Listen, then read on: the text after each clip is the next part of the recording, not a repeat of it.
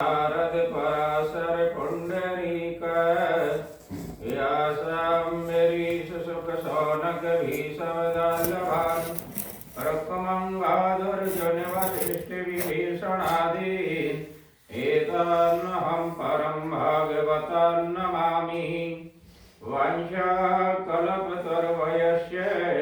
कृपा सिन्धुभय एव च पतितानां पावनेभ्यो वैष्णवेभ्यो नमो नमः। भक्ति भगवंत गुरु चतुर्नाम बपु एक, इनके पद वंदन किए न सैवी गनि अनेक। चार जुगन में भक्ति जी तिनके पद की धूर, सर्वस सिर धरि राखियो मेरी जीवन मोर। काहू केवल जोग जग कुल करनी की आस, भक्त नाम माला अगर उर्वशो नारायण दास। श्रुति फसी संसार में ताते भय अति दूर, और सुरत बांध स्थिर करो आठों पैर हजूर। भगवान कहीं गए नहीं, पर जब श्रुति जगत की तरफ निकल जाती है तो भगवान भी है, फिर दिख नहीं पाते। इसलिए श्रुति को किससे जोड़ना है? भगवान तो नहीं देखा, पर भगवान का नाम से जोड़ना है। और जब नाम से श्रुति को जोड़ दोगे तो एक दिन हृदय में जब प्रेम प्रकट होएगा तो हरि भी प्रकट हो जाएंगे, क्योंकि हरि व्यापक सर्वत्र समाना, और प्रेम ते प्रकट होए मैं जाना। पर श्रुति को किससे जोड़ना पड़ेगा? शब्द से। निस दिन संगति राचे शब्द में सुरत मिला। अगर सुरत शब्द से जुड़ जाती है तो योग हो जाता है, और सुरत जब जगत से जुड़ती है तो भोग हो गया। तो टप्पा की बात है, योग और भोग। इसलिए साधु क्या करते हैं कि बार बार, अब ये जितने भी जो विकार हैं जैसे काम क्रोध, इनकी तरफ नहीं देखते हैं, वो तो सुरता को शब्द से जोड़ते हैं। ये कूड़ा करकट अपना आप ही बंद हो जाए। भाई असली जो धन है उससे अगर संबंध जुड़ गया तो नकली धन तो अपना आप ही मिटेगा कि नहीं मिटेगा? अब हम क्या है कि उनको पहले ही मिटाने की सोचते कि ये हटाओ ये हटाओ। कोई कहेगा भाई मन निर्मल होएगा तब भजन है, मन तो कभी निर्मल हो ही नहीं सकता। कोई है कि भाई बिना निर्मल बिना भजन हो सके?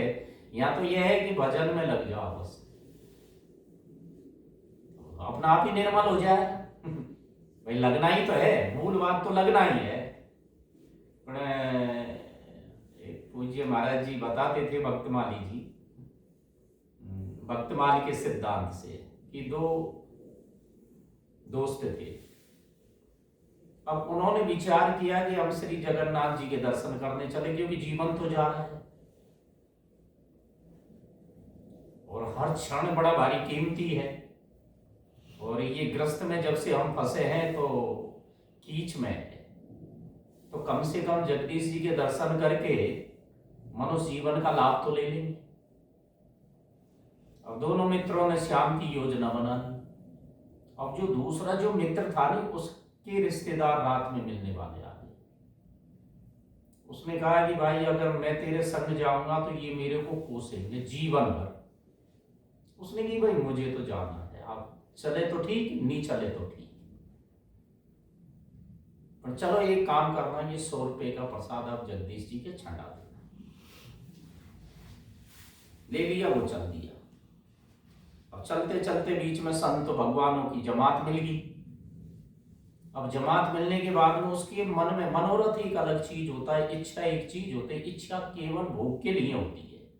मनोरथ जैसे कि परोपकार या साधु की सेवा के लिए या कोई भगवान की सेवा के लिए वो चीजें आती है, तो वो तो कल्याणकारी है। उसके मन में विचार आने लगे कि संत मिले, और पुराने जमाने में कोई यात्रा पे जाता था तो धन लेके नहीं जाता था,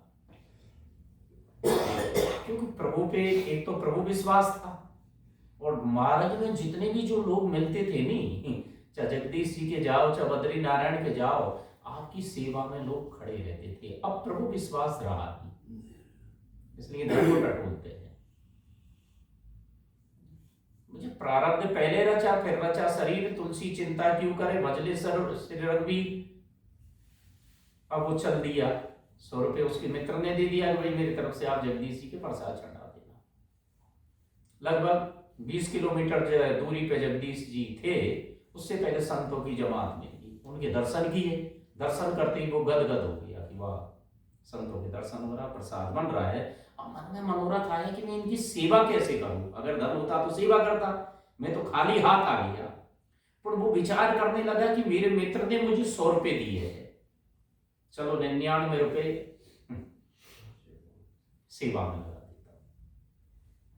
99 रुपये उसने सेवा में लगाए। रात्रि में खुद जगदीश भगवान ने प्रकट होके उसको दर्शन दिए सपने में, और उससे ये कहा कि 99 रुपये मैंने स्वीकार कर लिए, और 1 रुपये का जो भोग लगाएगा नहीं उसको वो नहीं मानेगा। बाद में 1 रुपये का वो अटका छंडाएगा। तो कहने का मतलब, जब साधु की सेवा को भगवान मानते हैं, भाई आपने देखा होगा कि चित्रकेतु है, और चित्रकेतु के जीवन में बड़ा भारी शोक, जब भी पुत्र मर गया, पुत्र मरने के बाद में अंगिरा ऋषि और देव ऋषि नारद जी पधारते उसके द्वार पे, उनको संकर्षण भगवान का मंत्र दिया, और मंत्र देने के बाद में क्या है कि उनके तप के बल से उनके भीतर दिव्य शक्ति प्रकट हुई, और ऐसा विमान उनके पास मिला, चाहे जिस लोक में वो चले जाते थे, जहां चाहे मां।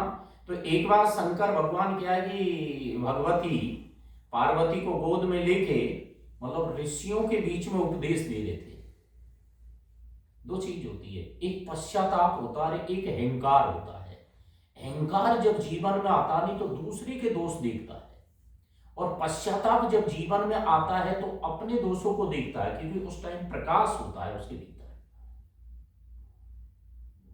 पश्चाताप में क्या, अपनी कमजोरी देखेगा कि नहीं देखेगा, और जब आदमी को अपनी कमजोरी दिखाई देने लगेगी तभी तो वो भजन कर पाएगा। और जब जीवन में अहंकार आता है, क्योंकि अहंकार में तो अंधकार मौजूद रहता नहीं, तो वो अपनी कमी नहीं देखता, दूसरे के दोषों को देखता है। अभिमान तो मिल गया तब के बल से। अब इधर शंकर भगवान परम्बा को गोद में लेके उपदेश दे रहे थे। उसने कही कि ये देखो इसकी दशा, दोष देख रहा है कि नहीं देख रहा।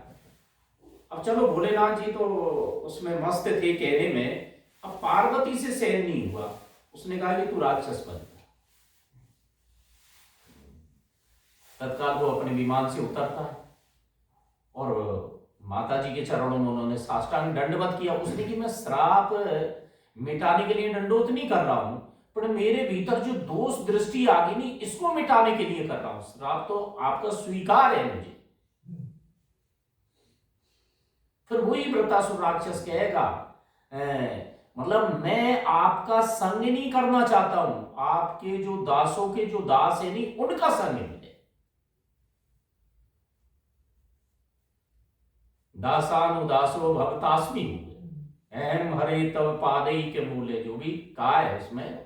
तो यहां कहने का मतलब ठाकुर जी किससे रिश्ते है, अगर किसी भगत का संग मिल जाए। अब आप विचार करोगे कि साहब हमन को तो भगत मिले ही नहीं, विचार है कि नहीं भाई, जिन भक्तों की अपन चर्चा कर रहे हैं, पर आप मानसिक रूप से जैसे दिन भर तुलसीदास जी के संग रहो साहब, जैसे कि अब तुलसीदास जी है, मानसिक रूप से तो आप अपने संग नहीं। भाई तुलसीदास जी अब वो राम राम ले रहे हैं, भोजन कर रहे थे, उनको भी भोजन दो, उठे तो उनके संग वो अपने मतलब 24 घंटे उनका संग करो, मतलब तो मिल गई नहीं संग। अब जब तुलसी का संग मिलेगा आपको तो फिर गलत कैसे करोगे, आप भी सोचोगे भाई राम राम लू, राम राम लू, राम राम लू। विचार बदलेगा कि नहीं बदलेगा। अब एक दिन तुलसी का, दूसरे दिन नामदेव का संग कर लो, तीसरे दिन नरसिंह मेहता का संग कर लो। ऐसे कितने संत है भक्तमाल में भाई, संग हो गया कि नहीं हो गया।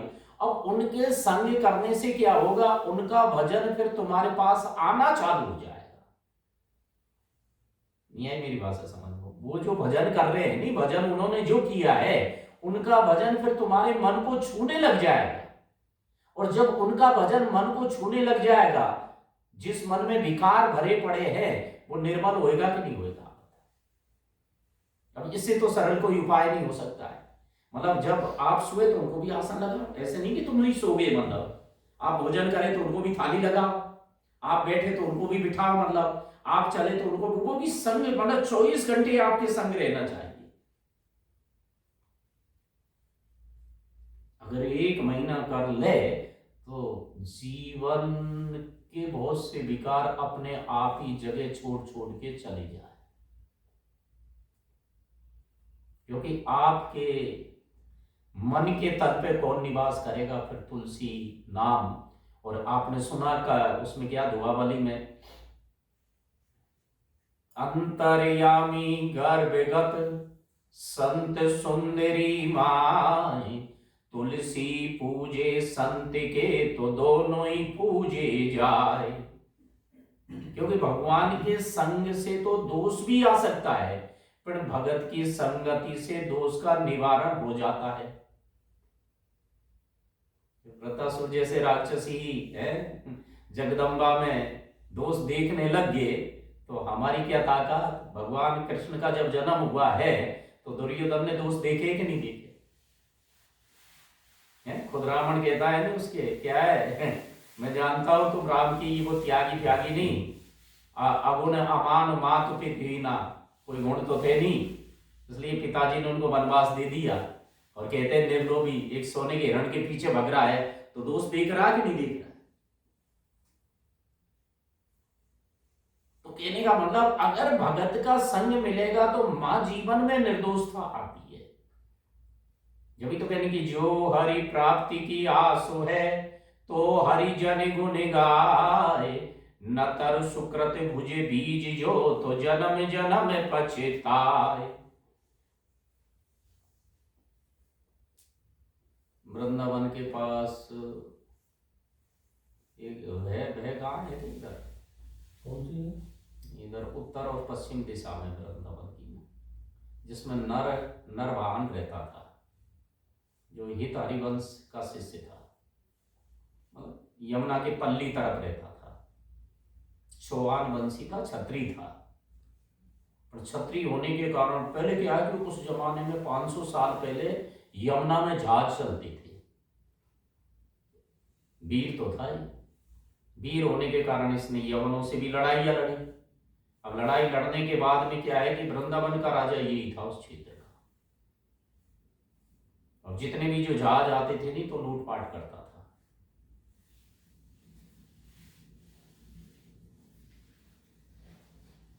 और एक कोई जहाज वाला जहाज को ले जा रहा था जिसमें अपार धन था, मतलब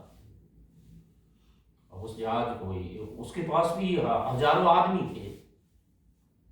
अब हजारों आदमी के बाद में क्या होता है कि उसको फिर बाद में उनके कई आदमियों को तो मार दिए। मारने के बाद में भी, क्योंकि जिस क्षेत्र में जाते हैं तो टैक्स देना पड़ता है, नहीं देना पड़ता है।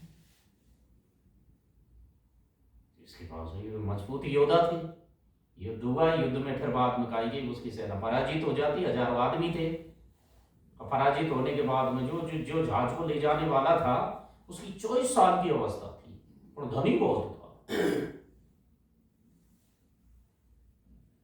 जहाज को तुम्हारे बांध दिया और उसको बंदी बना दिया, जेल में डाल दिया।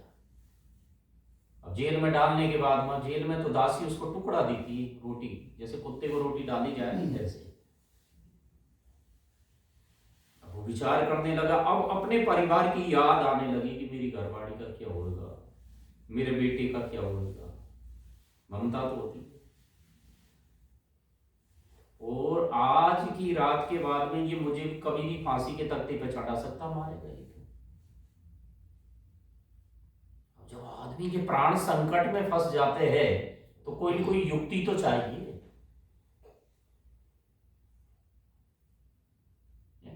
जब आदमी के प्राण संकट में फंसे जब ही तो भगवान को पुकारेगा। एक जाप अलग है, एक पुकार अलग होती है। पुकार जैसे राम का नाम लोगे तो भीतर से पुकार होगी, वो जाप नहीं, वो तो पुकार होगी, आर्तवाद हो गया। जैसे राम राम रट रहे, ये तो जाप है। और जब तुम आत्मा से रोके जपो, रोगे मतलब नेत्रों में और एक प्राणों के साथ, तो वो पुकार है, उससे परमात्मा मिलते हैं। जब वो रो रहा था, मतलब क्योंकि रात भर रोआ कि ये मुझे मारेगा, मेरी घरवाली का, मेरे बेटे का, मेरे परिवार का क्या होएगा मतलब। तो दासी को दया आ गई। रात भर तो नींद नहीं ली। अब नहीं लेने के कारण उसने देखा कि एक काम कर, ये हित हरिवंश महाप्रभु का शिष्य है और तेरे को श्री राधा वल्लभ हित हरिवंश का नाम जपना है। उसने सोची कि मरना है, अब करेगी क्या। रात भर वो रो रो के पुकारने लगा। पुकारने के बाद में वो रहता था, अपने महल में रहता था, तो आवाज आने लगी जैसे आदमी जब पुकारता है नहीं जोर से। रात में तो आवाज से बिल्कुल स्पष्ट दिखाई सुनाई देती है मतलब। तो नरवान ने विचार किया कि कोई हमारे सदगुरुदेव भगवान का नाम ले रहा है, कौन है। आखिरकार वो रात के 12 बजे जग के चल दिया। चलने के बाद उसने देखा कि जेल में तो ये तो बोली कि भाई ये हरिवंश कौन है, कि वो हमारे गुरु। झूठ बोला उसने। वो दासी उसको पढ़ा रही, उसी टाइम हटा दिया सब। हाँ, उसको स्नान करवाया रात में, स्नान करा के सारे कपड़े उसके बदले, और बदलने के बाद में फिर बाद में उसको गरम रोटी बनाई। फिर बाद में कि भाई गुरु को ये बात मत बताना, और जे तेरा जितना भी धन है ना उसको ले जा तू। बहुत बड़ा त्याग है कि। उसके बाद में उस जमाने में शायद कड़ा कितनी मतलब मोरे किसको भेंट की, हित हरिवंश महाप्रभु। सारी बातें उसने बता दी। पर देखो वो महापुरुष भी बड़ा भारी विलक्षण था। उसने कही कि मुझे नहीं चाहिए, साधु संतों को बांट दो ये सारी। बताते हैं कि एक बार की घटना है, कोई काशी में पंचगंगा घाट पर श्री रामानंदाचार्य जी महाराज विराजमान थे। तो उस जमाने में कोई एक राजा था, उसके बेटे को क्षय रोग हो गया था। उसने सुना कि भाई रामानंदाचार्य महाराज जी के शरण में चले जाओगे तो इसका रोग ठीक हो जाएगा। अब राजा रानी पुकारने लगे, महाराज अभी 6 महीने इस बेटी की शादी हुई है, क्षय रोग हो गया, ये मरने वाला है। उसने कहा गंगा में फेंक दो इसको। कौन फेंके गंगा में भाई, माता पिता कैसे गंगा में फेंके, मतलब फेंको गंगा में। उस बच्चे ने सोची मरना तो मुझे ये, वैसे यूं चलते चलते वो गंगा में गिर गया। 7 दिन बाद में निकला, वो बिल्कुल एकदम निरोग हो गया। तो उस जमाने में करोड़ रुपए, गिन्नी फिन्नी पता नहीं क्या होती है, वो दी।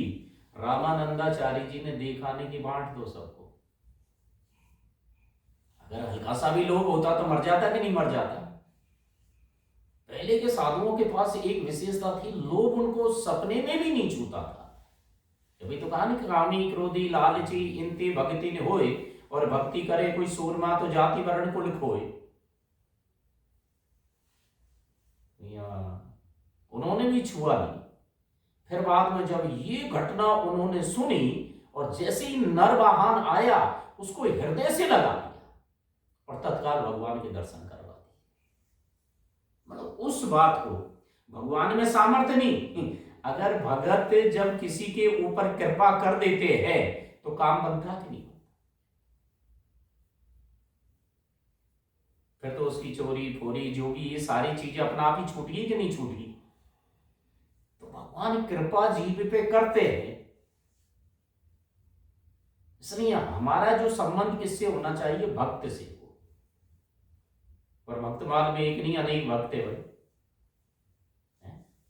तो अगर उनसे संबंध जुड़ जाता है, उनका वो जैसे ही आप उठे बैठे खावे पीवे तो जीवन की धारा बदल जाए। और नरवाहन और घाटम दास की मित्रता थी। घाटम दास थे जयपुर के, ये भी चोरी करते थे और वो भी चोरी करता था। और कहते हैं नहीं कि तुलसी तुलसी, अगर भगवान की कृपा हो जाए तो जीवन की धारा बदल जाए कि नहीं बदल जाए। टोक में खेड़ी गांव है वहां, उस जमाने में जयपुर रियासत थी। और इनके परिवार में जो भी जन्म लेते थे तो उनको एक ही शिक्षा दी जाती थी कि एक तो साधु का संग मत करना जीवन में, तो उसने की कि क्यों, अगर साधु का संग करोगे तो चोरी कौन करेगा। और ये अच्छे लोग जो अच्छी बातें सुनाते हैं नहीं, गीता भागवत की, वो मत सुनना। क्यों, तो फिर तुम्हारा बाप चोरी करेगा कि क्या। मतलब ऐसे उनको मंत्र दिए जाते हैं। जब उसने की कि अगर कान तो सुनेंगे कि कान बंद करके निकलो, उनको देखो ही मत। ठीक, और पालन वो बराबर करते थे। और ये जितने भी जो चोर थे ना, ये सब काली के भगत होते थे। और उस जमाने में जब घाटम के पागड़ी बांधी, मतलब परिपाटी के हिसाब से, तो पूरे जयपुर में तहलका मचा दिया। उसकी एक विशेषता थी, घोड़े पे चलता था वो, लूटने जाता था, पर सामान वो खुद लेके नहीं आता था। वो अपने जो है उनसे कह देता कि लेके आओ बस। राजा की यहाँ शिकायत पहुंची कि महाराज बहुत परेशान कर रखा घाटम ने, ये परेशान कर रखा, तो क्या किया जाए। उसने की कि 1 लाख इनाम घोषित कर दिया, अगर उसको कोई पकड़ के लाएगा तो 1 लाख। और पैसे के कारण सारे कर्मचारी काम करेंगे कि नहीं करेंगे, सब धन तो सबको चाहिए, पैसा तो बहुत बुरी बीमारी है। अब योजना बनाने लगा कि भाई इसको कैसे, अब किसी की हिम्मत नहीं कि उसके बारे में ये बता सके कि ये कहाँ रहता है, क्या खाता है, कैसे सोता है।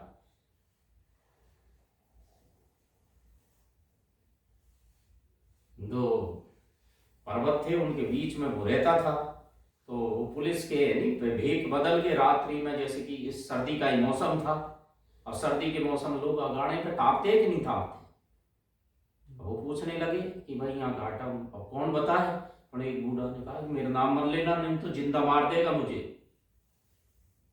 ये तो पर्वत है नहीं इसके भीतर, यहाँ वो रहता है, रात में निकलता है वो, सारा उसका वो बता दिया।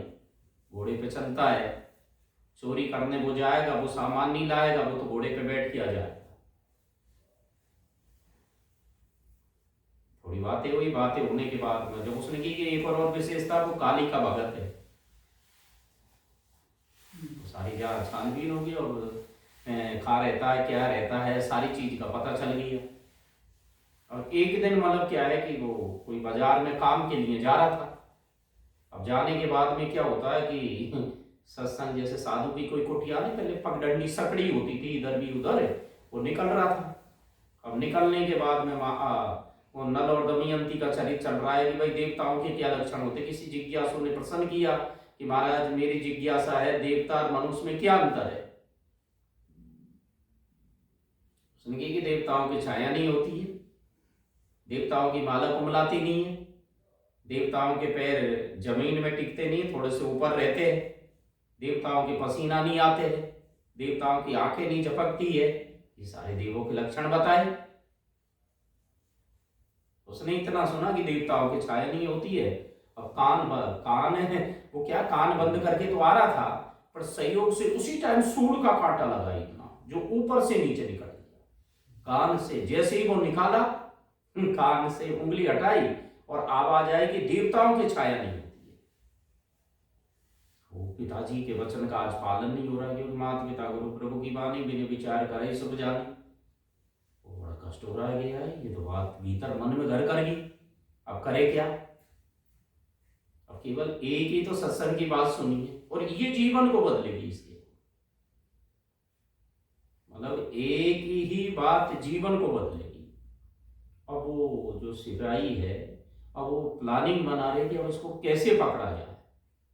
और घाटम ने कि भाई देवताओं की छाया नहीं होती है, देवताओं की छाया नहीं होती है, अपनी जगह जा पहुंचा। जाने के बाद में रात्रि में उन्होंने कहा कि भाई देवी की पूजा करे, तो एक काला कलूटा आदमी पकड़ लिया जो देवी जैसा ही, और उसका देवी का श्रृंगार कर दिया, और खड़ग वगैरह सारी चीजें। और कोई इधर छुप गया, कोई इधर झाड़ियों में इधर उधर छुप गए वो सिपाही। उन्होंने विचार किया जब देवी का ये पूजन करने आएगा, और जब आंख बंद करेगा, जो भी करेगा, फिर आसानी से पकड़ लेंगे। जैसे ही वो देवी के पूजन के लिए देखा कि देवी के दर्शन हो, तो एकदम गदगद, पर जैसे ही देवी के निकट आया तो उसको छाया दिखाई दी। अब देखो, चोर की सत्संग की बात मान रहा है, मान रहा है कि नहीं मान रहा है। अब उसने देखा कि छाया कि मान लेता हूं, वो भगा एकदम। सिपाही तो एक बार थोड़े दिन, वो तो रोजी ने भगने का काम करता है नहीं। अब पीछा किया पर मिला ही नहीं। पर आज उसने बैठ के विचार किया, जैसे मनु विचार करें कि हो यने विषय वैराग ववन बसत चौथेपन हृदय बहुत दुख लाग। हृदय में दुख होना चाहिए। जन्म गयऊं हरि भगति विनय। आज अब चलो, इसने तो अपने प्राणों के बारे में विचार किया, अगर मैं उस संत की बात नहीं मानता तो आज मेरे जीवन का अंतिम दिन था। और चलो, एक बात से ये जीवन इतना अच्छा रह गया, अब मुझे क्या करना चाहिए। विचार आ गया कि नहीं आ गया? इसको कहते हैं विचार, इसको कहते हैं प्रकाश। हल्का सा इतना भी आदमी अगर बैठ के विचार करने लग जाए तो उसकी जीवन की धारा बदल जाए।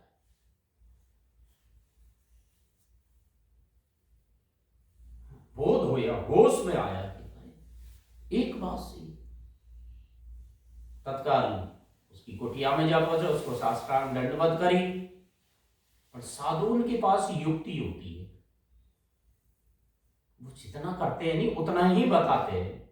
उसने कि भाई आप है कौन? कि भाई मैं तो डकैत हूं। तो भक्त माली जी बताते हैं कि अगर आदमी सत्य बोलता है तो उसके भीतर कुछ न कुछ मौजूद है परमात्मा का से, मतलब वो भक्ति कर सकता है। हम खोटे काम करें फिर भी सत्यवादी बनते हैं कि नहीं बनते? इसलिए मन में सुधार नहीं हो सकता है। उसने कही कि भैया फिर क्यों आया तू हमारे पास? कि आपकी एक बात सुनी हमने जीवन में कि देवताओं की छाया नहीं होती है, इसलिए हमारे प्राणों की रक्षा होगी। अब हमने विचार किया कि कुछ और बात मिल जाए तो आगे जीवन की यात्रा हो जाए। उसने सोचा कि चलो, और एक बात नोट कर लो, मैं डकैती करना नहीं छोड़ूंगा। युक्ति ये साधु ने सोची कि भाई चलो डकैती तो ये करेगा। फिर भी उसने कहा कि एक तो जीवन में झूठ मत बोलना, क्योंकि साँच बराबर तप नहीं तो झूठे बराबर पाप। और जाके हृदय साँच है तो ताके हृदय आप। तो सत्य मत छोड़ो हे नरा, सत्य छोड़या पत जाए। और सत्य की बांधी लक्ष्मी तो फिर मिलेगी आए। उसने कहा कि ठीक, और बताओ। जो दूसरा कहा कि मतलब जो भी तू प्रसाद पाया नहीं तो भगवान के भोग लगा के पाना। उसने कहा ठीक है, पाले नहीं, पर चोरी तो करेंगे नहीं क्या? फिर गले में तुलसी की माला, माथे पे तिलक, और 1000 काम छोड़ के भी आरती के दर्शन करना। एक कीमती बात बताते इस पूज्य भक्त माली जी। जब आरती की जाती है, मतलब घी के द्वारा ही तो करते हैं, तो उस घी की ज्योति में अगर भगवान के मुख के तुमने दर्शन कर लिए तो करोड़ों जन्म के पाप नष्ट हो जाते हैं। इसलिए आरती की महिमा है। शायद अमृतसर की घटना, अमृतसर की एक माँ थी जो राधा वल्लभ की मंगला आरती के दर्शन करती थी। उसको नैन वृंदा श्री राम वृंदावन में निवास करने लगी, मंगला के जरूर दर्शन करती थी। अभी एक दिन क्या है कि मंगला के दर्शन के लिए जा रही है तो इधर यमुना से एक कोई काली छाया सी आती है और उसकी पिटाई करने लगी, बेहोश हो गई, जमीन पे गिर गई। अब गिरने के बाद वो उसके मन में यही था, अरे राधा वल्लभ भगवान, मेरे तो ये चिंता मैं मरूं या नहीं मरूं, पर तेरी आरती के दर्शन हो जाए। उसके कारण उसको होश आ गया, आपकी आरती रहेगी। तो 15 मिनट फिर आरती जब वो मां जाती है नहीं तभी होती है। पाप आके तो खड़ा होता है जीवन में, ऐसी कोई बात नहीं है। पर जब ठाकुर जी का सुमरन हो जाता तो पाप छोड़ जाता है कि नहीं छोड़ जाता है?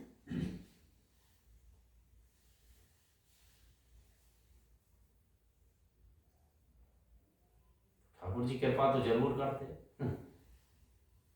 तो इधर मतलब क्या कहते हैं कि 4-5 बातें उन्होंने बता दी कि भाई आरती के भी दर्शन करना। अब वो तो गले में अब भगवान का नाम जपने लग गए मस्त होकर। और पहले तो क्या होता है कि हमारा शरीर के साथ संबंध होता है, फिर आत्म शक्ति और प्रकट हो जाती है जब हम भगवान से जुड़ते हैं। जब 2 बल हो गए, यानी एक तो शरीर का बल और एक परमात्मा का बल। धीरे धीरे मतलब कहीं कहे कि अब उसने कि भाई चोरी की तो कह रही है, अब वो राज दरबार में ही चोरी करने जा पहुंचा। वो डरता थोड़ी था क्या। अब फाटक के 7 फाटक थे। अब पहले फाटक पे सिपाही खड़ा था, उसने कही कि कौन? गुरु का शब्द याद आ गया कि गुरु ने कहा कि झूठ मत बोलना। तो बोला कि चोर। वो डर गई। उसने सोचा कोई राजा का आदमी है, नाराज हो गया कि जा। अब 7 फाटक में जब उसने नहीं टोका तो 7 जगह उसको टोका नहीं। राजा और रानी महल में सो रहे थे और 9 लखा जो हार था नहीं, उसको उसने उठाया और चल दिया। चलने के बाद में घुड़सवार में मतलब लाल रंग का जो घोड़ा था उसके ऊपर बैठ के निकल गया। इधर गुरुजी ने कहा कि जहां भी आरती हुए 1000 काम छोड़ के आरती के दर्शन करना। तो मंगला हो रही थी, घोड़े को नीचे छोड़ा, हार को भी माई पटक दिया और भगवान के सामने जाके खड़ा हो गया। तुलसी ने लिखा ना कि सन्मुख होए जीव मोई जबई और जन्म कोटि अब नासई तबई।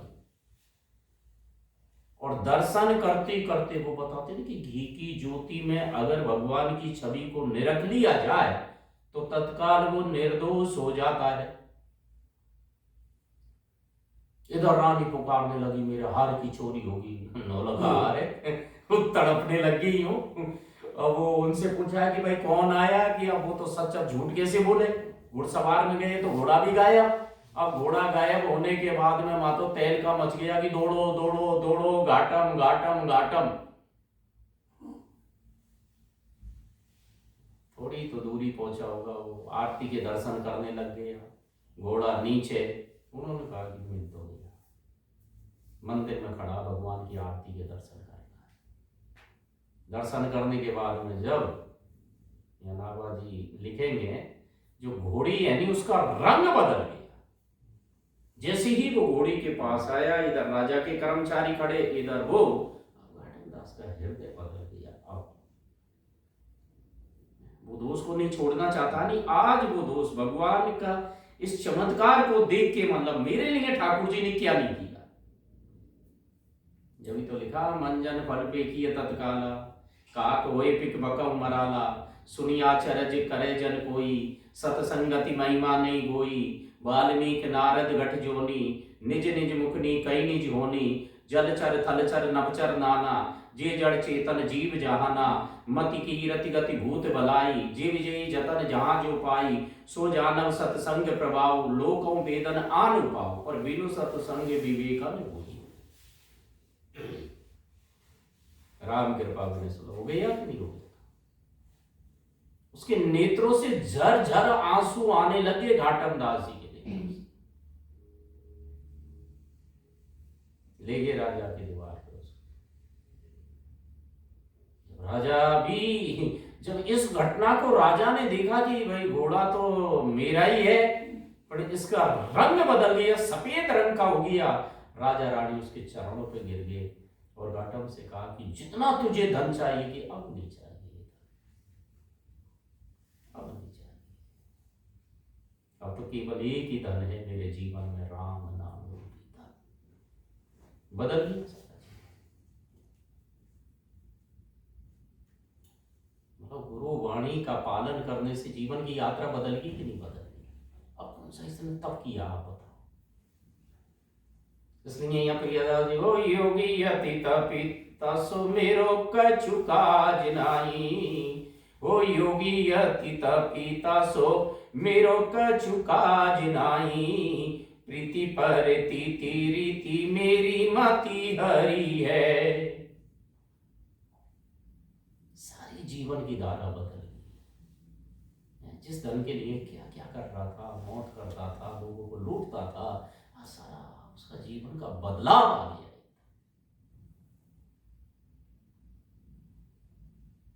एक बार की घटना है, राजा ने कहा कि भाई घाटम दास आपको चोरी का बहुत अच्छा अभ्यास है, पर एक काम करो, आप ये जो गोविंद देव जी के आभूषणों की चोरी करो। मतलब राजा जब तो मित्रता होगी नहीं आपस में, उसको वक्त दिया कोई धन की। अरे राजन जब ये चीजें छोड़ दी दोबारा क्यों आप ऐसा कह रहे हैं आप? ना ना ना, तभी हम आपको चोर सच्चा मानेंगे। तो उसने पत्र किसको लिख दिया? नरवाहन को। किसको लिखा? नरवाहन। उसने जुक्ति तो पूरी लगाई, पर अब चोरी कैसे की जाए? तो नरवाहन फिर पहुंचते हैं खान जयपुर आ गए। अब उन्होंने विचार किया कि गोविंद देव जी के आभूषणों की चोरी कर दी, पर करे कैसे? अब दोनों ने जुक्ति सोची। जुक्ति क्या सोची कि दोनों बन गए उदयपुर की महारानी। अब आगे पीछे सेना लगा दी। सेना लगाने की भाई महारानी साहिबा श्री गोविंद देव भगवान के दर्शन के काजे पधार दी। अब वहां तो पुजारी बाहर निकाल दिए। और निकालने के बाद वहां आभूषण की चोरी जो भी निकाल के लकली फकली लगा लगू के और वो ले गए। और जय जय जय करते हुए पैसे फेंकते हुए और वो चले गए। और घाटम दास राजा के पास बैठा कि अरे भाई चोरी हुई कि नहीं हुई? तो उसने की चोरी तो होगी, कई दिन हो गए राजा। उसने की अभी तक तो हमारे पुजारियों ने बताया नहीं, वहां तो जय। तो उसने की जाके देखो सही ढंग से, तो देखा तो आभूषणों की चोरी। वो जो आभूषण थे वो राजा ने ले दिए कि पता भी नहीं चला, फिर भी काम बन गया कि नहीं बन गया। तो कहने का मतलब ये जो सारी शक्ति जो देते हैं वो भगवान ही देते हैं। एक दिन उनके मन में विचार आया कि मैं भगवान को भोजन कैसे करवाऊं। इच्छा होती है कि नहीं होती? कर्मा को खींचड़ो, जो भी ऐसे मन में भाव आया। तो जब भाव आने के बाद में उसने बाजरा की रोटी और ग्वार की फड़ी बनाई और भगवान के भोग लगाए, पर भगवान जागे तो अब जैसे कि किसी जमाने में मतलब जैसे बांके बिहारी है, श्रीनाथ जी है, तो इनके पर्दा थोड़ी लगा। पर्दा तो जब से कपट आया ना तब से पर्दा चालू हुआ, नहीं तो ऐसे सामने खाते थे कुछ। श्री रंगनाथ इत्यादि जो ये जो महापुरुष हुए नहीं, इन्होंने पर्दा नहीं लगाया। इनके सामने जैसे बच्चा पाता है नहीं भोजन, ऐसे भगवान इनके प्रकट होके भोजन पाते हैं। हम पर्दा लगाओगे क्या? आप बताओ। अब 3 दिन हो गए, अब भगवान पाए कि क्या? फिर बताते हैं, वो कहने लगे, लिखा प्रियादास जी कि पहले तो मैं यूं ही खातो, अब तो ना कर खा बाछा। गले में माला माथे तिलक, थाके निमित्त लगा बाछा। मैंने तो इतनो कर दियो, थाने कीनो काई जी। और घाटम दास जाति को मीणो, तारोगे के नाई जी। वो कहने लगा कि पहले तो मैं बिना स्नान करके भोजन करता था, और जब से साधु संगति मुझे मिली है तो गले में तुलसी की माला और माथे पे तिलक है। और इतना मैंने त्याग किया, फिर भी भगवान मेरे सन्मुख नहीं आ रहे। तो उसके लिए तो बहुत बड़ा त्याग है कि नहीं? तो उसी टाइम विचार किया, मैंने तो इतना कर दियो, थाने कीनो काई जी। फिर लाठी उठाई और लाठी उठाते ही जैसे ही भगवान के मारने लगा तो शांताकारं भुजग शयनम, वो शालिग्राम भगवान की जो शिला थी नहीं, उसमें से भगवान प्रकट हो गए।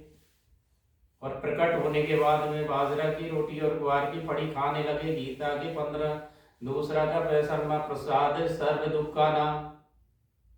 भाई जैसा अन्न खाओगे वैसा मन ही तो बनेगा, जैसा पानी पियोगे वैसी वाणी।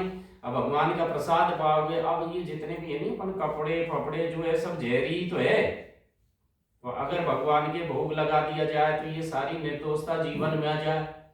अब यूं पाओगे तो विषय को ही तो पावे है, क्योंकि तुम्हें निवेदित भोजन करई। तो घाटम भी विचार करने लगे कि 3 दिन से हम भी भूखे बैठे हैं और भगवान का प्रसाद तो मिलना चाहिए। उन्होंने कहा कि बहुत हो गई, हमें भी भूखा। तो पाया, और पाते ही जैसे ही पाया तो फिर शरीर रोमांचित हो गया, और रोमांचित होने के बाद में बार बार भगवान के चरणों में गिरने लगा। कहने का मतलब यहाँ प्रेमा भक्ति का जन्म, क्योंकि राम भगति बिनु जल रघुराई, और अभी अंतर मल कबहु न जाओ। भगवान के दर्शन की कीमत नहीं, आपके हमारे हृदय में प्रेम जग जाए बस।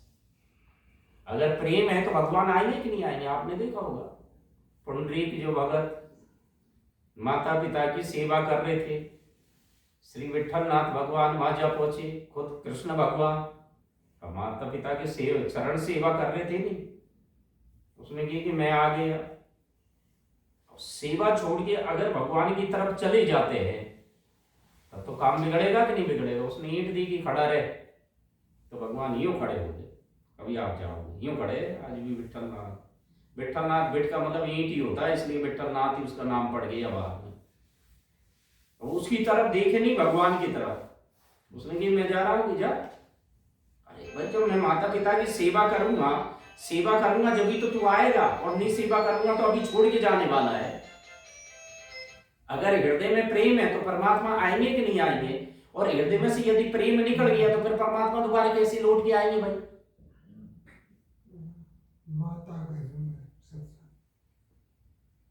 तो सबसे कीमती चीज क्या हो गई? भगवान का प्रेम ही तो होगा। मीरा के पास क्या था? विरह ही तो था बस। क्योंकि जासु विरह सोचूं दिन राती, और रटहूं निरंतर गुण गण पाती। तो ये भगवान की कृपा से ये चीजें प्रकट होती। भगवान की कृपा का मूल जो मंत्र है वो भगत का संग, किसी संत का संग या भगत का संग। अब इनका जब संग करोगे जब भी तो हरि की कृपा होगी कि नहीं होगी? तो चित्रकेतु जैसे इनके पतन हो गए हैं, आप सोच रहे। और आपने देखा होगा कि नारद के जीवन में जब अहंकार आ जाता तो रुख बदल, भगवान का मन बदल गया एकदम, क्योंकि रोग हो गया नहीं। उसने सोचा कि मैंने काम को जीत लिया, तो हमारे भीतर तो कभी भी तो विकार आ सकता है, अहंकार कभी भी आ सकता है। अब उस अहंकार को कैसे मिटाओगे भाई? अगर किसी भगत का संग करोगे तो कम से कम चेता तो देगा कि ये बीमारी है भाई।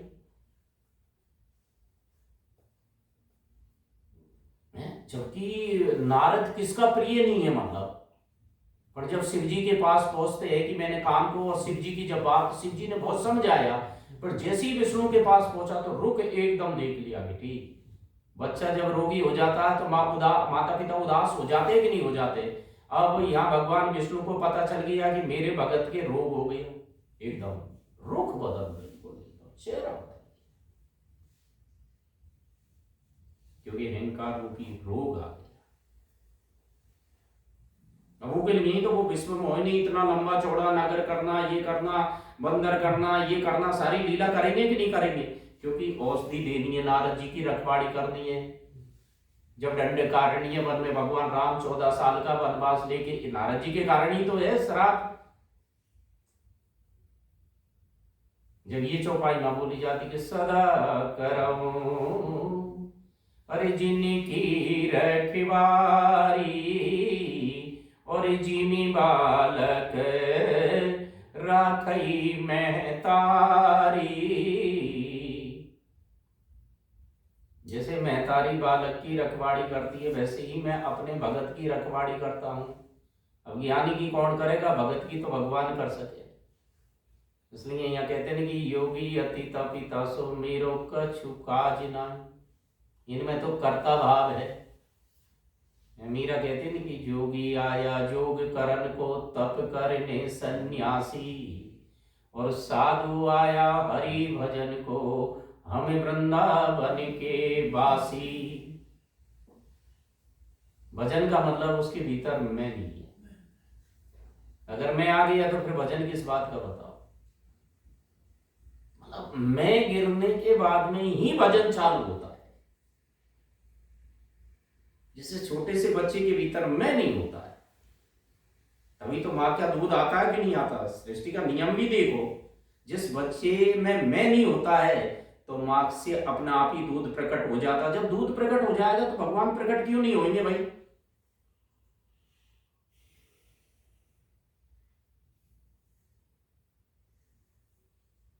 सबसे बड़ा जो शत्रु है अहंकार विमूढ़ आत्मा। अगर ये अहंकार रहेगा तब तक तो भजन बनेगा भी नहीं, और भजन बनेगा तो ये अहंकार उसको खाता रहेगा बराबर।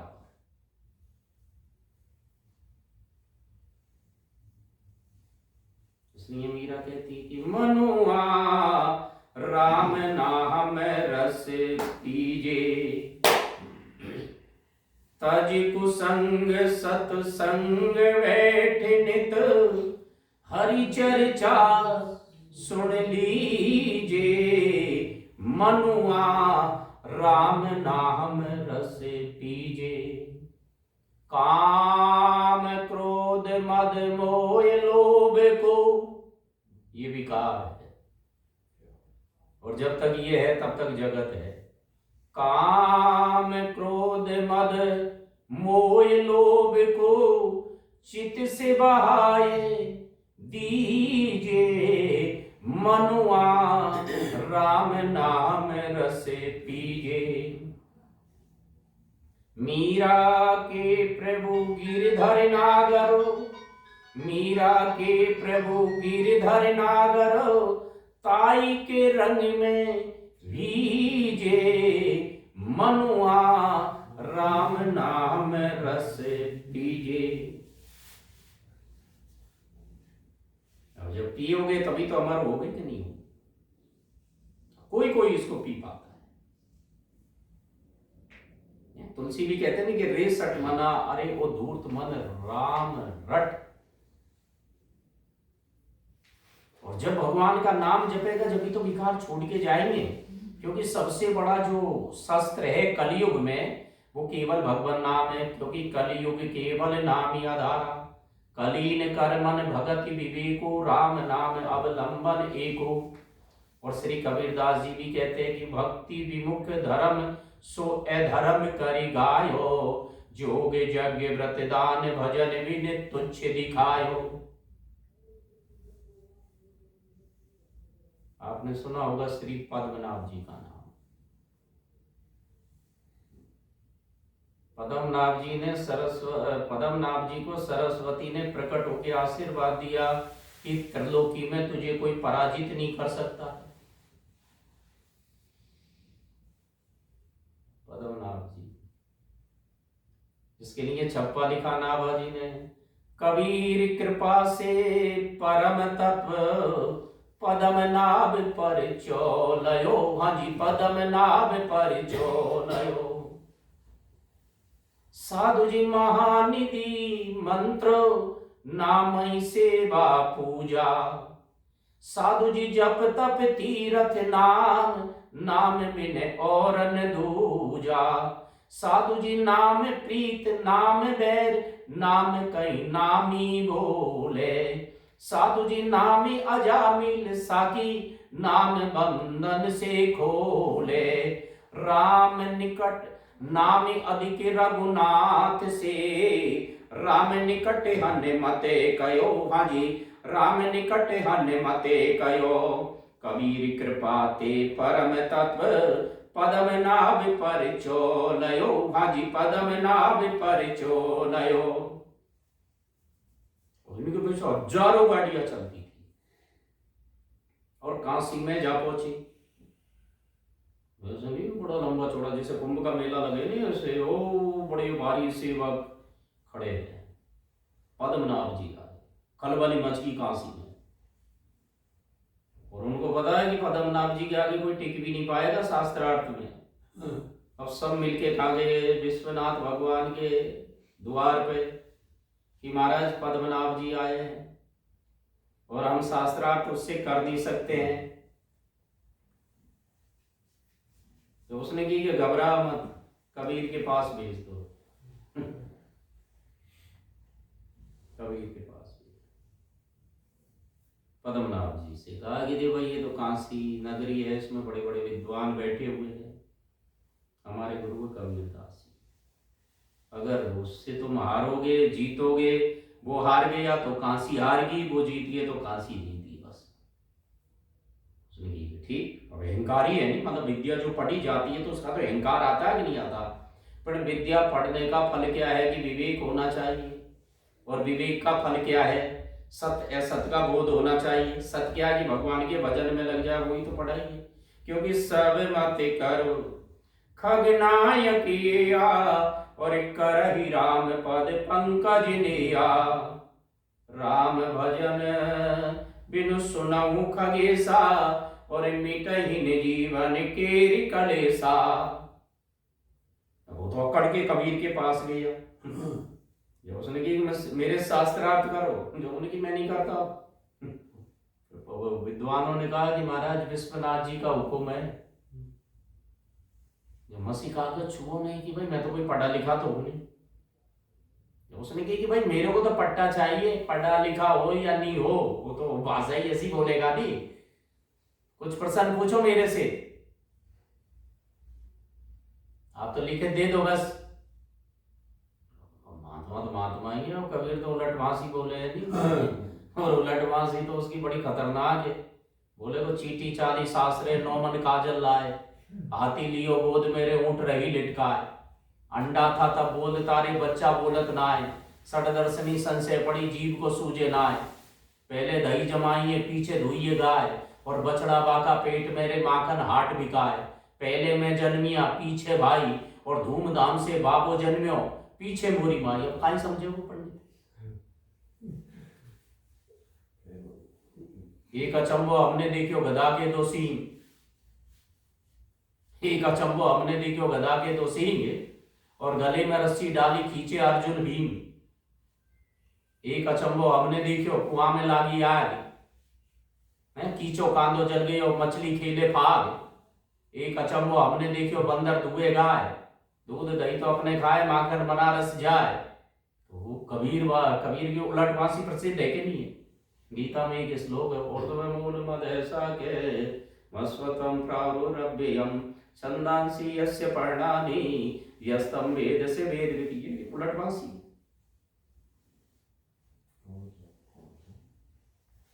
ये बाहर का है। गुरु ने मंगाई चेला न्यामत लाना, पहली न्यामत आटा लाना, गांव शहर के पास न जाना, पहली न्यामत आटा लाना, गांव शहर के पास न जाना, हाट बाजार के छोड़ के बच्चे, हाट बाजार के छोड़ के बच्चे, झोली भर के लाना, गुरु ने मंगाई चेला न्यामत लाना, दूसरी न्यामत जल भर लाना, कुआं बावड़ी के पास न जाना, दूसरी न्यामत जल भर लाना, कुआं बावड़ी के पास न जाना, अरे गंगा जमुना छोड़ के बच्चे, गंगा जमुना छोड़ के बच्चे, तुम्ही भर के लाना, गुरु ने मंगाई चेला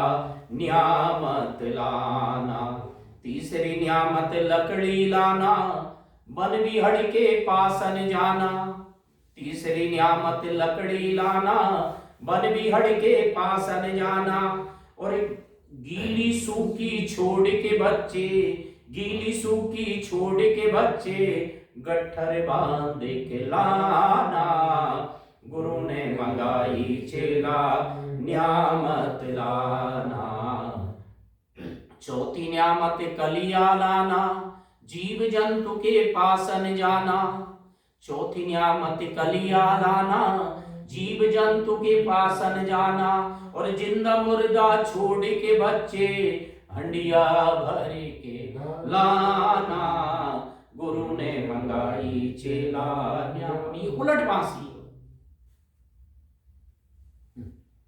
इसने तो कबीर ने तो इतना ही पूछा, समझ के पढ़ा कि ये पढ़ के समझा? अहो कहो कबीराय, मतलब समझ के पढ़ा कि ये पढ़ के समझा?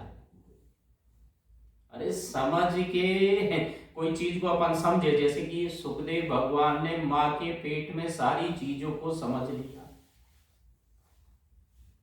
तो वजन में लग गया कि नहीं लग गया? और बहुत से पढ़ के फिर समझ के फिर भी वजन में लगेंगे कि नहीं लगेंगे? समझ के पढ़ोगे जब भी वजन करना पड़ेगा, और पहले पढ़े और फिर समझोगे जब भी वजन करना पड़ेगा कि नहीं करना पड़ेगा? वो बोलती उसकी बंद, पंडित राज गयो चकराए। उसने की संध्या होगी भाई, संध्या का टाइम हो गया कि अभी तो भाई ये शास्त्रार्थ को थोड़ा रोका जाए। उसने की कोई बात नहीं, जाओ तो। अब जाने के बाद में गंगा स्नान किया, गंगा स्नान करके संध्या वंदन करने लगा, और संध्या वंदन करते करते एक पीपल था जिसमें कितने ब्रह्म राक्षस बैठे हुए थे। एक ने कहा कि इस डाली पे मत बैठे, ये डाली रिजर्व है। तो उसने की किसके लिए? कोई प्रेत आ रहा था उसमें कि ये पद्मनाभ जी शरीर छोड़ने के बाद में ब्रह्म राक्षस बनेगा, और ये डाली उसके लिए। पहले उससे पूछ किया जाए। अब ये बात कौन सुन रहा है? पद्मनाभ जी सुन रहा है। तो सोचा कि इतना सारा करने के बाद में फिर भी ब्रह्म राक्षस बनना पड़ेगा। जब उसने की कि इसकी कोई सदगति का कोई साधन है क्या? उसने की कि अगर कबीर की शरण में जाए तो इसकी सदगति हो सके। ओ नंगे पैर दौड़ा, और उसने कहा आओ पंडित राज। अब पंडित कहा उसने, क्योंकि अहंकार छोड़ दी। जिसके बाद में फिर अब उसने की कि अब कुछ नहीं करना, केवल राम का नाम लिया। नाम महान निधि मंत्र, नाम ही सेवा पूजा, जप तप तीरथ नाम, नाम बिन और न दूजा। नाम प्रीत नाम बैर, नाम कई नामी बोले, नाम अजामील साकी, तो नाम बंधन को खोले। उसने कोई तीर्थ नहीं किया, जप नहीं किया, कुछ नहीं किया, केवल राम ही तीर्थ है, राम ही सब कुछ है, राम ही पूजा, सब कुछ राम को माना।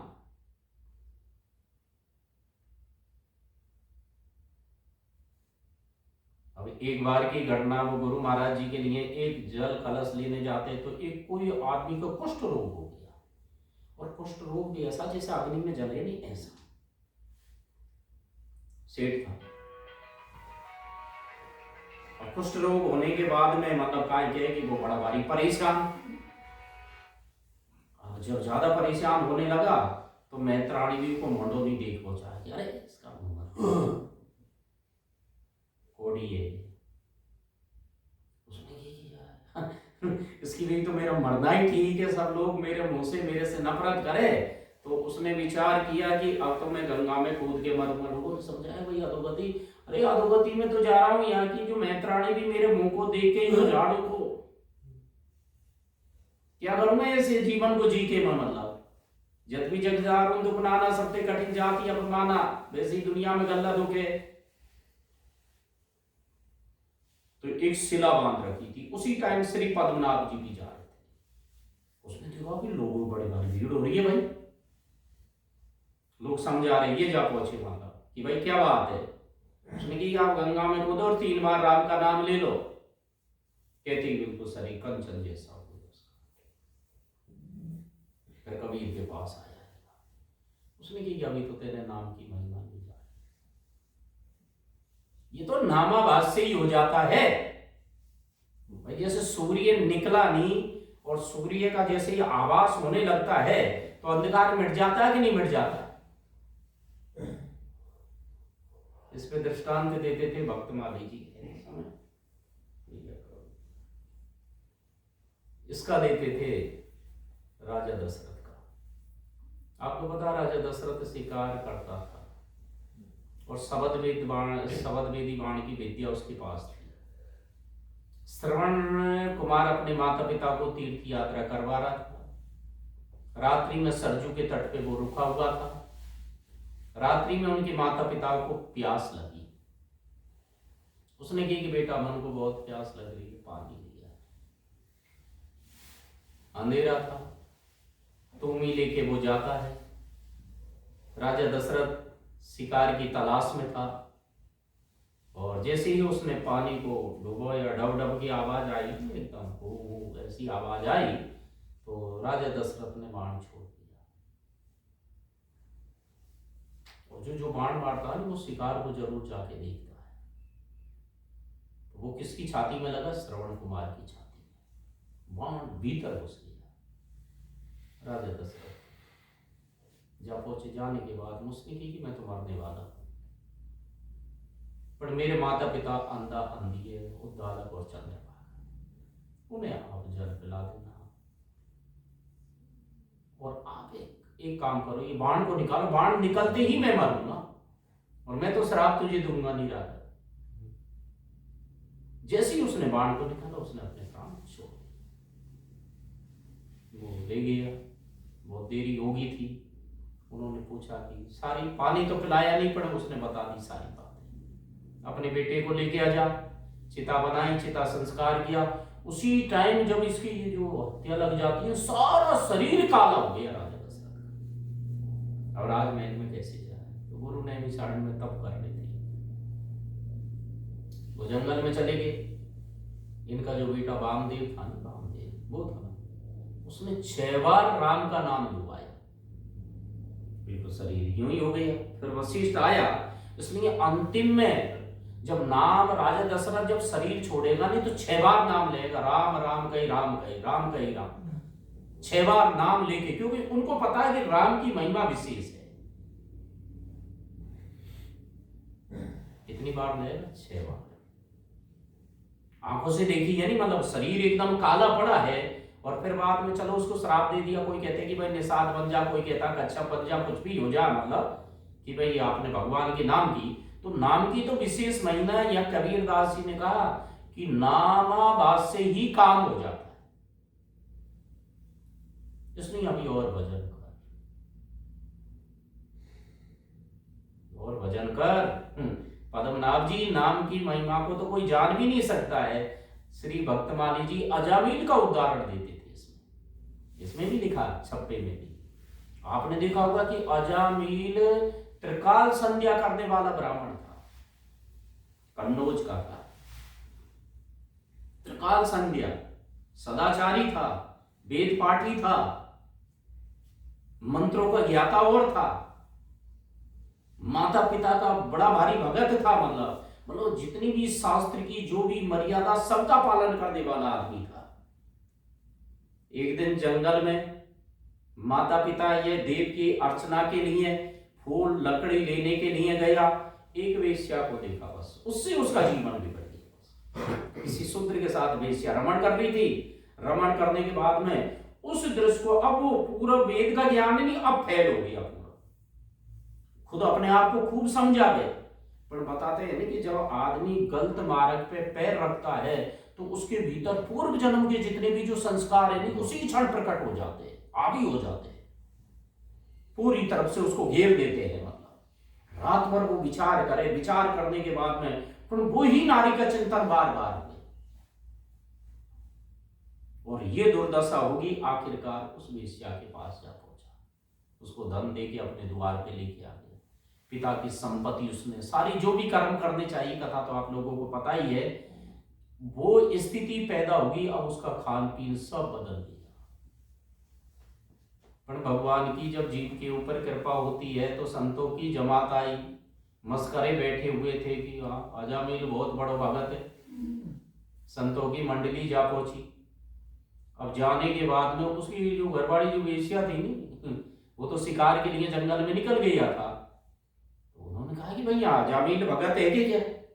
उसने सोचा कि इनको किसी ने गलत बताया।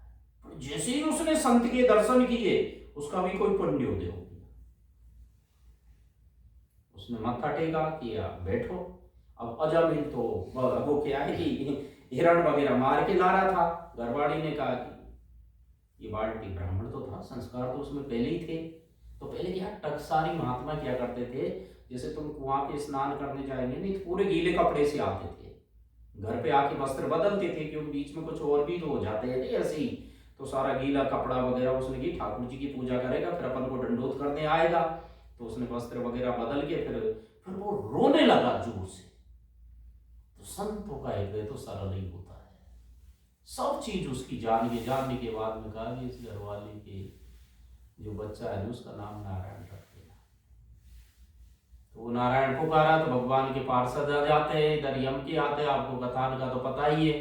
फिर जैसे ही अब यहाँ मुक्ति नहीं होती है, उसके कोई विमान नहीं आता, तत्काल वो नारायण शब्द से ही उसका चित्त बदल जाता और भगवान के पार्षदों के उसने दर्शन कर लिए। फिर वो हरिद्वार पहुंचता है और हरिद्वार फिर बाद में अन्न जल का त्याग करके फिर साधन करता है, क्योंकि साधन धाम मोक्ष कर द्वारा और पायन जी पर लोक सवारा। फिर विमान में बैठ के जब भगवत धाम हो जाता है। इसलिए तजोरी मन हरि विमुखन को संग जा संग ते।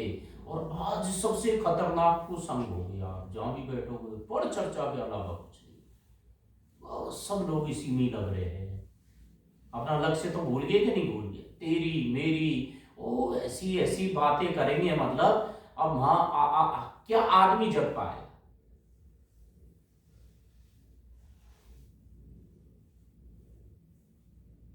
इसलिए भगवान की कृपा से मौका मिला है। अब ज्यादा तो अपन नहीं कर सके, पर अगर ठाकुर जी का नाम थोड़ा सा भी लिया जाए तो वो कल्याण करने वाला है। क्योंकि राम राम रटते रहो जब तक घट में प्राण, और कबहू तो दीन दयाल के भनक पड़ेगी काम। क्योंकि चार पैर धंधे गयो, तीन पैर गयो सोए, एक पैर हरि भजन बिने कैसे मुक्ति हो। उज्जल पहने कापड़ा पान सुपारी खाए, और कबीरा हरि भक्ति बिने तो बांधा यमपुर जाए। तुलसी तो इतना कहते थे कि एक घड़ी आदि में पुनियाद, और तुलसी संगत साधु की तो हरे कोटि अपराध। जीव जग सकता भगवान के नाम से बड़ा कोई धन नहीं है। तभी तो कहते कि आगे धन दो पीछे धन दो, धंधा में और धन दो, और धंधा में राम को भजे भाई राम को बंद दो। इसलिए भजन तो वही शिव को करना पड़ेगा। भक्तमाल में तो या आप गीता में पढ़ो या किसी में भी देखो, एक नहीं अनेक साधनों की चर्चा है। पर कलयुग में सरल सुगम साधन है नहीं, क्योंकि एक कलिकालन साधन दूजा, जोग यज्ञ जप तप व्रत पूजा, रामीय सुमेरिय गाइए रामई, और संतत सुनिए राम गुण गाओ। जैसे छोटा सा बच्चा माँ की गोद में बैठता है कि नहीं बैठता, तो जो नाम लेगा वो राम की गोद में बैठ जाएगा, और जिसने नाम को छोड़ दिया तो आप बताओ। यह लिखा तुलसी भाव कुभाव अनक आल सयऊ, नाम जपत मंगल दिशि दसहु। मतलब भगवान का नाम चाहे भाव से लो चाहे कुभाव से लो, वो तो मंगल ही मंगल करने वाला है।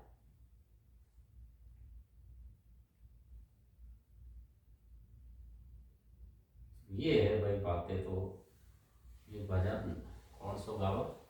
मैं तो हूँ भगतन को दास। अरे गा लो। मैं तो होरे भगतन कर दास, भगत मेरे मुकुट मणि। मैं तो हूँ भगतन कोरे दास, भगत मेरे मुकुट मणि। मैं तो हूँ भगतन कोरे दास, भगत मेरे मुकुट मणि। ओ मुकुट मणि मेरे मुकुट मणि। ओ मुकुट मणि मेरे मुकुट मणि। वो मैं तो हूँ भगतन कोरे दास, भगत मेरे मुकुट मणि। मैं तो हूँ भगतन कोरे दास, भगत मेरे मुकुट मणि। मुझको भजे भजू मैं उनको हूँ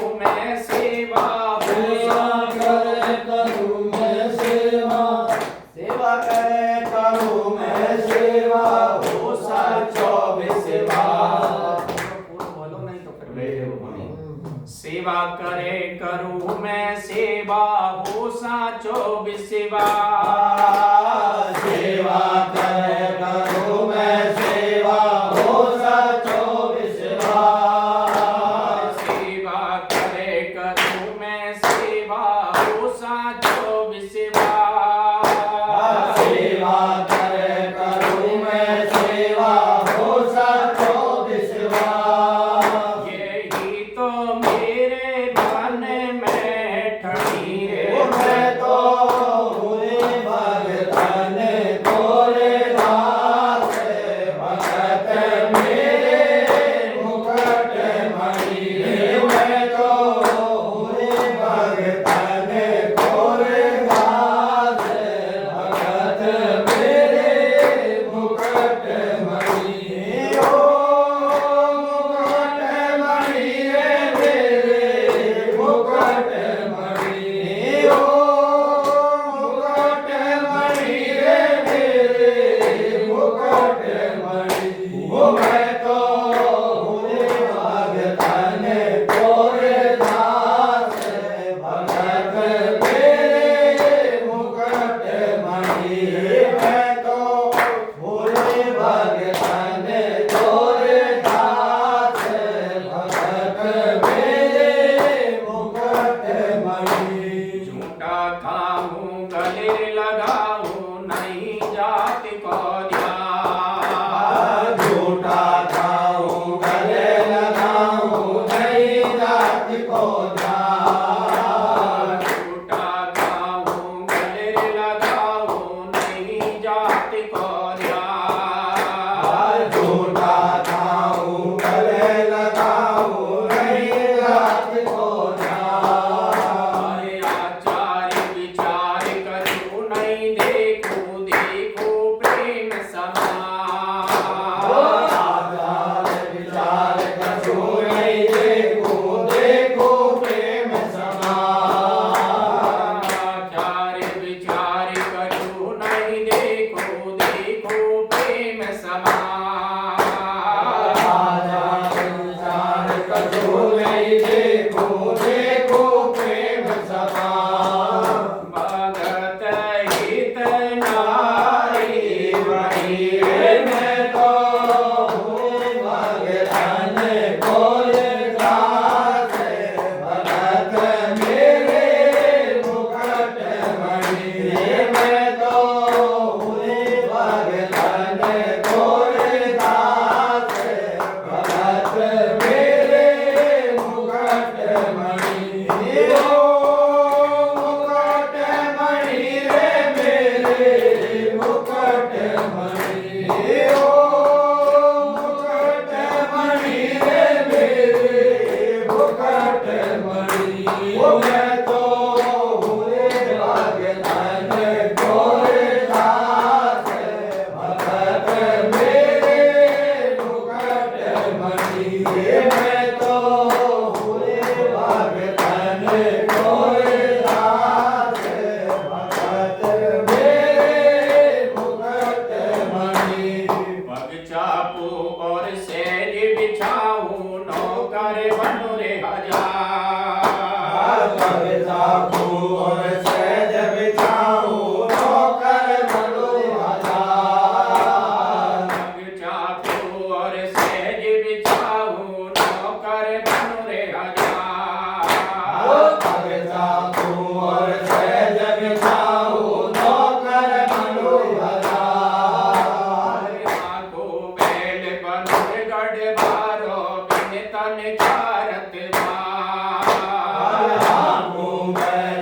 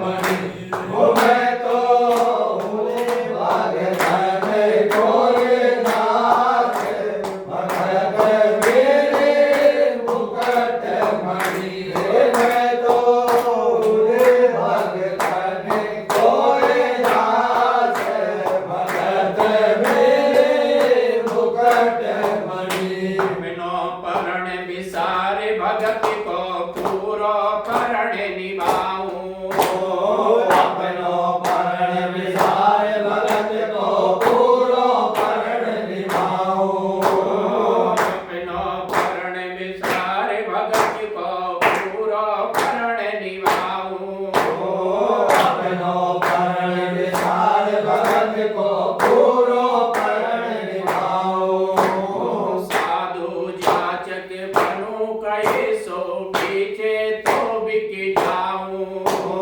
साधु जाचक बन गए सो बेचे तो बिक जाऊं साधु जाचक बनूं कहे सो पीछे तो बिक जाऊं साधु जाचक बन गए सो बेचे तो बिक जाऊं रे क्या कहूँ घड़ी रे मैं मैं तो हूँ भगवान तोरे दास भगत मेरे मुकुट मणि मैं तो हूँ भगवान तोरे दास भगत मेरे मुकुट मणि ओ मुकुट मणि रे मेरे मुकुट मणि ओ मुकुट मणि रे मेरे मुकुट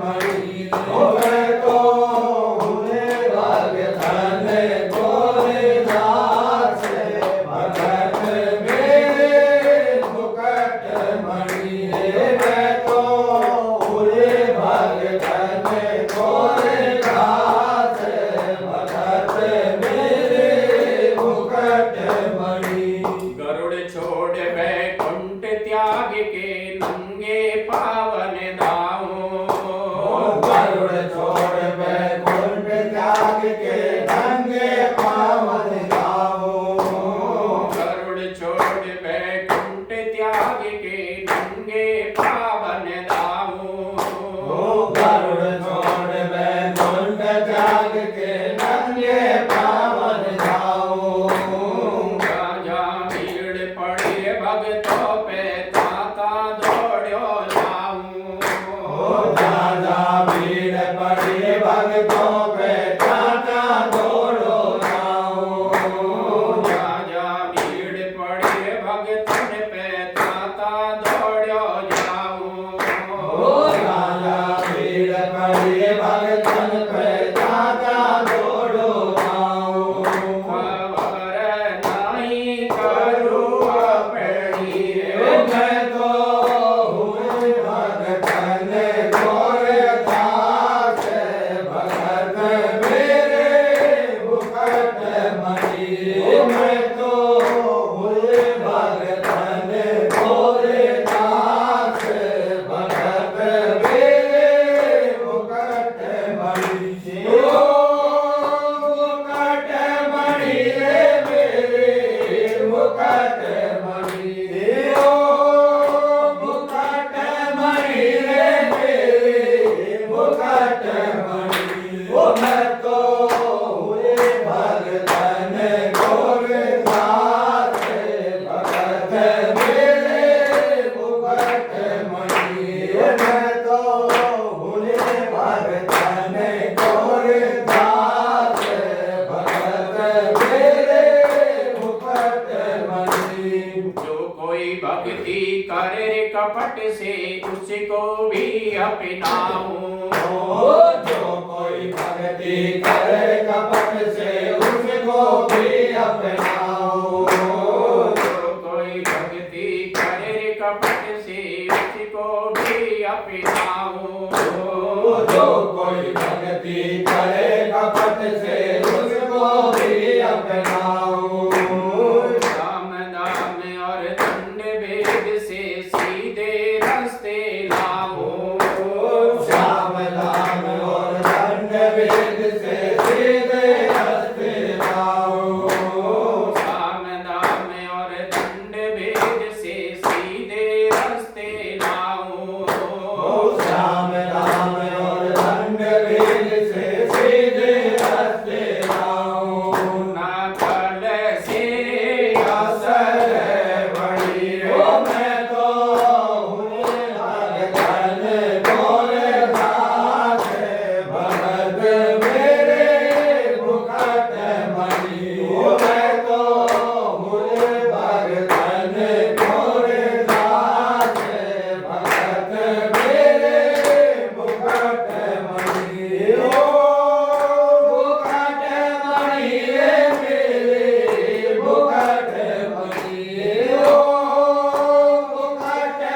मणि रे मेरे मुकुट मणि वो मैं तो पूरे भगतन तोरे दास भगत मेरे मुकुट मणि वो मैं तो पूरे भगतन तोरे दास भगत मेरे मुकुट मणि जो कुछ बनी बनेगी उसमें करता मुझे ठहरावे, जो कुछ बनी बनेगी उसमें करता मुझे ठहरावे, जो कुछ बनी बनेगी उसमें करता मुझे ठहरावे, जो कुछ बनी बनेगी उसमें करता मुझे ठहरावे। नरसी हरि गुण चरणन चेरो औरन शीस नवावे, नरसी हरि गुण चरणन चेरो औरन शीस नवावे, नरसी हरि गुण चरणन चेरो औरन शीस नवावे, नरसी हरि गुण चरणन चेरो औरन शीस नवावे। भरता के एक घड़ी रे मैं तो पूरे भगतन तोरे दास भगत मेरे मुकुट मणि, मैं तो पूरे भगतन तोरे दास भगत मेरे मुकुट मणि, ओ मुकुट मणि रे मेरे मुकुट मणि, ओ मुकुट मणि रे मेरे मुकुट मणि, ओ मैं तो पूरे भगतन तोरे दास भगत मेरे मुकुट मणि, ओ मैं तो पूरे भगतन तोरे दास भगत मेरे मुकुट मणि।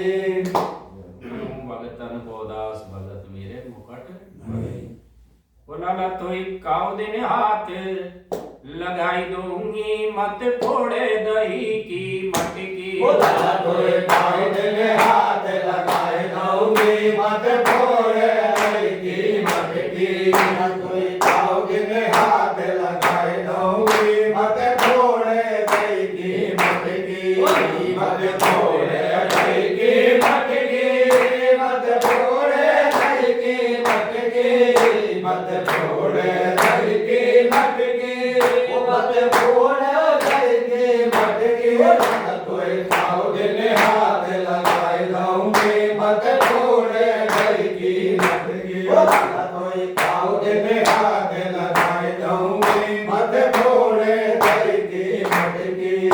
मैं ग्वालिन हूँ बरसाने की, मैं ग्वालिन हूँ बरसाने की, मैं ग्वालिन हूँ बरसाने की, मैं ग्वालिन हूँ बरसाने की, तेरी दोष में नहीं आने की, तेरी दोष में नहीं आने की, तेरी दोष में नहीं आने की, तेरी दोष में नहीं आने की, तेरो रास्ता बंद कराए दूंगी मत फोड़े दही की मटकी, कोई खाओ दिन हाथ लगाए दूंगी मत फोड़े दही की मटकी, कोई खाओ दिन हाथ लगाए दूंगी मत फोड़े दही की मटकी, मत फोड़े दही की मटकी, मत फोड़े दही की मटकी, मत फोड़े दही की मटकी,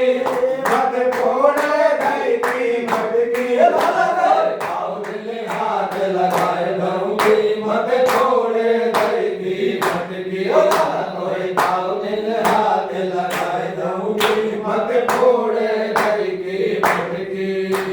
मात जसोदा से के आई, मात यशोदा से कह आई, मात जसोदा से के आई, मात यशोदा से कह आई, घर चल तेरी हुए पिटाई, घर चल तेरी हुए पिटाई, घर चल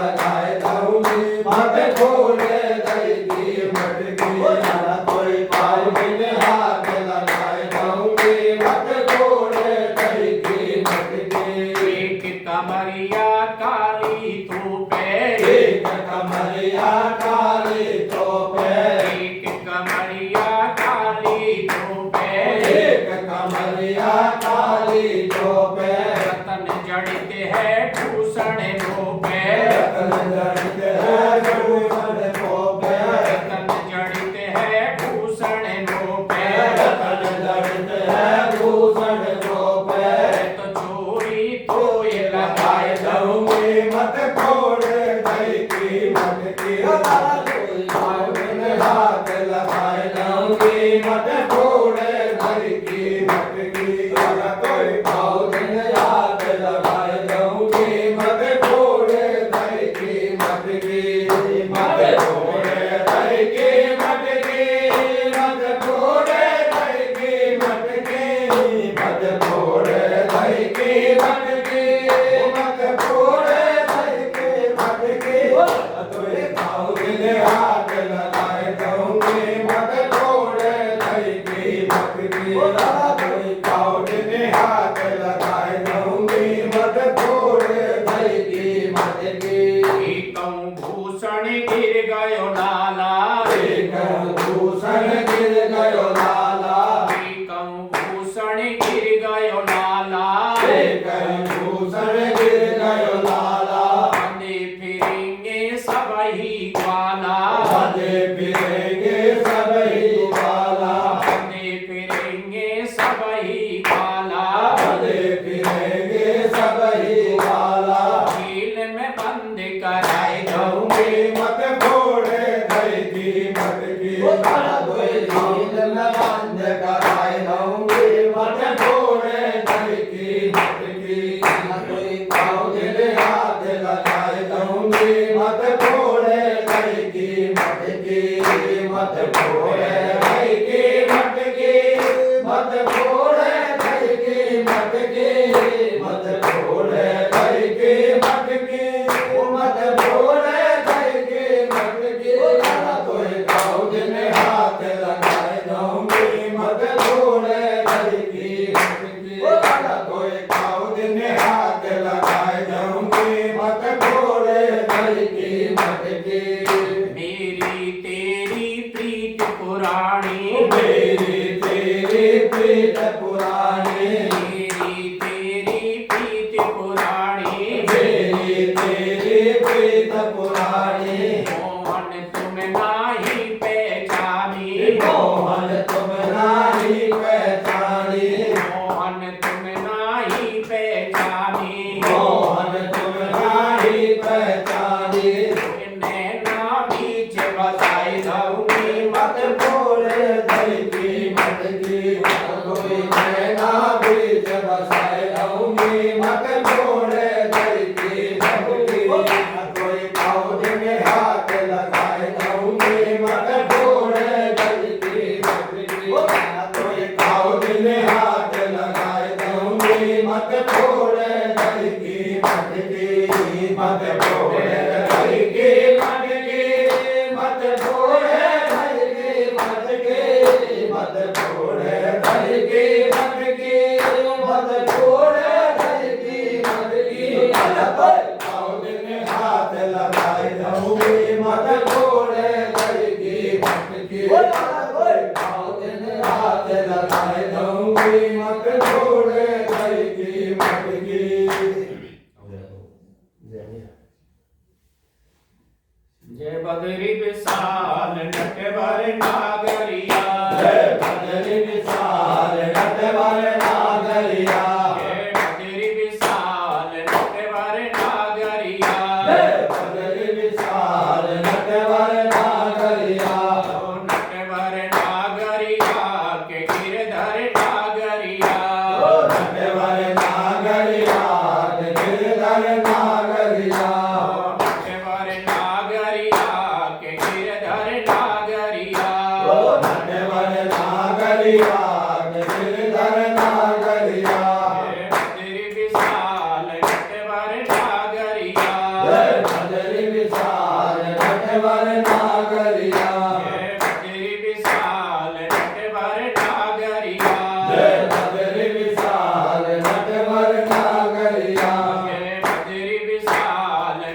नटवर नागरिया जय बजरी विशाल नटवर नागरिया जय बजरी विशाल नटवर नागरिया जय बजरी विशाल नटवर नागरिया जय बजरी विशाल नटवर नागरिया जय बजरी विशाल नटवर नागरिया जय बजरी विशाल नटवर नागरिया जय बजरी विशाल नटवर नागरिया बोल बद्री नारायण भगवान की जय श्रीमान नारायण भगवान की जय श्री सीताराम भगवान की जय श्री बालकृष्ण भगवान की जय श्री विश्वनाथ भगवान की जय श्री हनुमान जी महाराज की जय श्री सुंदरी माता की जय श्री भक्त और भगवान की जय अपने अपने गुरु महाराज की जय जय जय श्री राधे जय जय श्री राधे